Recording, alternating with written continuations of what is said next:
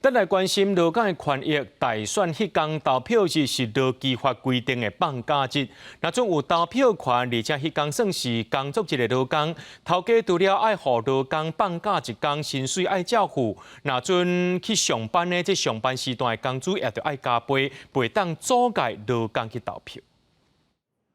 鸡汤、米糕甲石斑，规桌顶的年菜，即马年就要到啊！大卖场拢推出年菜，要写消费者来买。今年新正进前就要举行总统大选的投票，1月13投票迄天是劳基法规定的休困日。毋过新北市的一间大卖场，捌发生员工迄天请假，事后公司煞阁要求员工爱请事假，毋若无付伊薪水，阁加扣钱，违反劳基法，罚款4万块。事假是可以扣薪水的，可是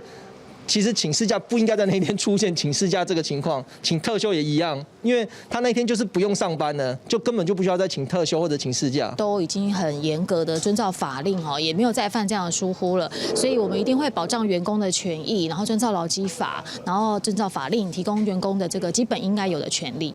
大卖场回应讲，会保障员工的投票权，袂互类似的情形发生。劳工局表示，劳工迄天若是工作日，头家爱法定赔出勤时段的工资。若约定出勤8点钟，2点钟出去投票，等来做工课6点钟，头家就要加付6点钟的薪水。迄天若是休困日，头家就要看工作时数，依劳基法的规定来算。工时第1点钟至第2点钟，薪水算4/3倍；第3点钟至第8点钟，算5/3倍。台湾已经民主化了，而且那么多次的投票了，所以其雇主不应该以身试法，而且应该尊重每一个劳工他投票的这样的权利。劳团佫一个呼吁，为了保障有投票权的劳工，会当行使参政权，头家应该爱依劳基法来付工资，嘛袂当妨碍劳工去投票。记者综合报道。